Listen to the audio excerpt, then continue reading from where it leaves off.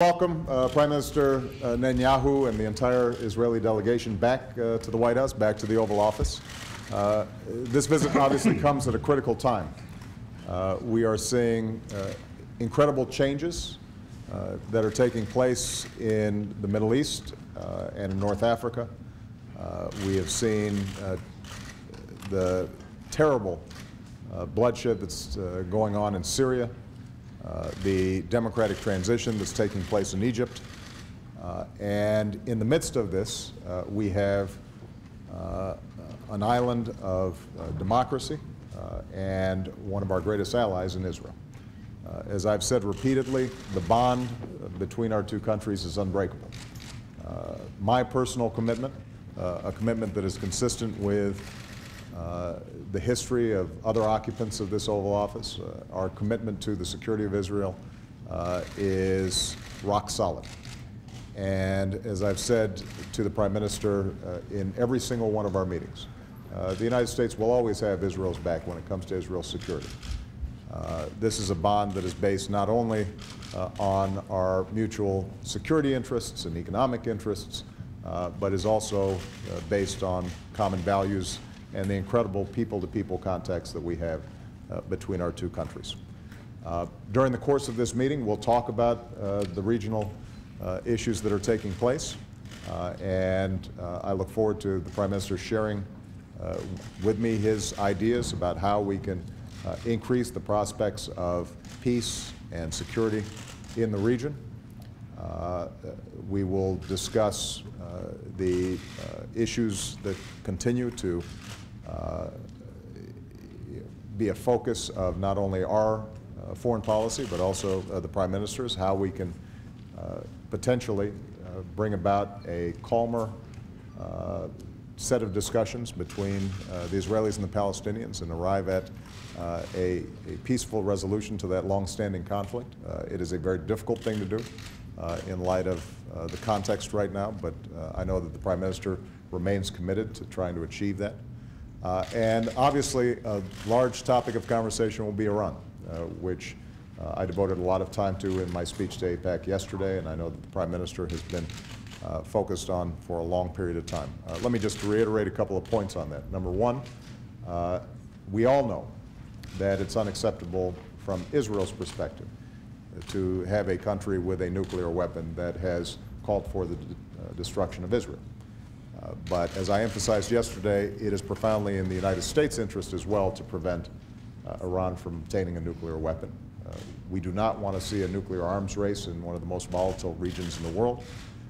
We do not want the possibility of a nuclear weapon falling into the hands of terrorists, and we do not want a regime that has been a state sponsor of terrorism being able to feel that it can act even more aggressively or with impunity as a consequence of its nuclear power. That's why we have worked so diligently to set up the most crippling sanctions ever with respect to Iran.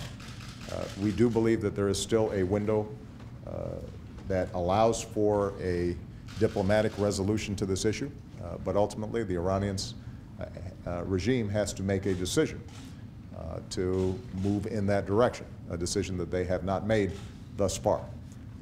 And as I emphasized, even as we will continue on the diplomatic front, we will continue to tighten pressure when it comes to sanctions. I reserve all options, and my policy here is not going to be one of containment. My policy is prevention of Iran obtaining nuclear weapons. And as I indicated yesterday in my speech, when I say all options are at the table, I mean it. Having said that, I know that both the Prime Minister and I prefer to resolve this diplomatically. We understand the costs of any military action. And I want to assure both the American people and the Israeli people that we are in constant and close consultation. I think the levels of coordination and consultation between our militaries and our intelligence, not just on this issue, but on a broad range of issues, has been unprecedented. And I intend to make sure that that continues during what will be a series of difficult months I suspect, in 2012. So, Prime Minister, we welcome you, and we appreciate very much the friendship of the Israeli people. You can count on that friendship always being reciprocated from the United States. Thank you. Thank you. Thank you.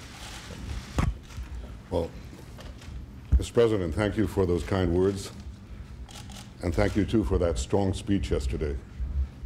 And I want to thank you also for the warm hospitality that you've shown me and my delegation. The alliance between our two countries is deeply appreciated by me and by everyone in Israel.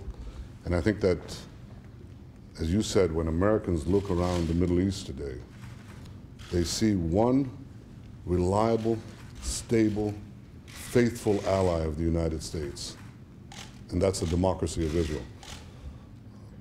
Americans know that Israel and the United States share common values, that we defend common interests, that we face common enemies. Iran's leaders know that too. You know, for them, you're the great Satan, we're the little Satan. For them, we are you and you are us. And you know something, Mr. President? At least on this last point, I think they're right. We are you and you are us. We're together. So if there's one thing that stands out clearly in the Middle East today, it's that Israel and America stand together.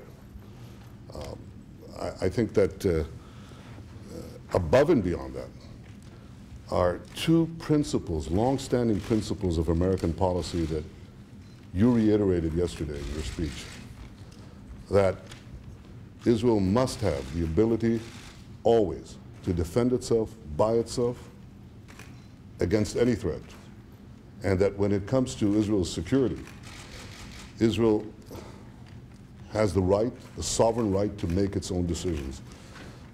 I believe that's why you appreciate, Mr. President, that Israel must reserve the right to defend itself. And after all, that's the very purpose of the Jewish state, to restore to the Jewish people control over our destiny. And that's why my supreme responsibility as Prime Minister of Israel is to ensure that Israel remains the master of its fate.